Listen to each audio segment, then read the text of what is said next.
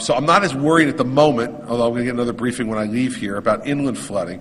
What I'm worried about inland is loss of power again, and that we can lose ground on that because these things have just been put back up, new poles back up, not necessarily really rooted in the ground very well yet, and then we're going to get big wind again and more rain on already saturated grounds. So my message to folks out there is more to say later today and tomorrow about the nor'easter.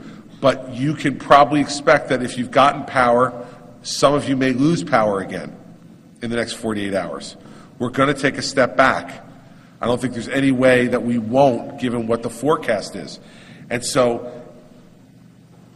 everybody's got to kind of dial it back and not get all worked up because you lose power again. Nothing we can do to stop the storms.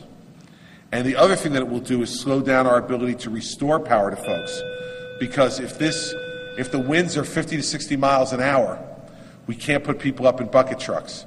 OSHA regulations say 40 miles an hour or above, utility workers are not allowed to go up in the bucket trucks. So if this wind gets up to above 40 miles an hour, they have to stop working. So that will slow down the restoration of the 500,000 or so households and businesses that don't have it now. So that is the beginning of my menu of concerns about tomorrow and Thursday. I'm going to go back down to the Regional Operations and Intelligence Center and let them add to my list of concerns. We don't expect huge storm surge with this storm. Okay, it's nowhere near what we got with Hurricane Sandy. And so I don't expect big storm surge. What I'm worried about on the coast is some regular type of flooding because of the accumulation of water and how high the bay is now and after the aftermath of Sandy.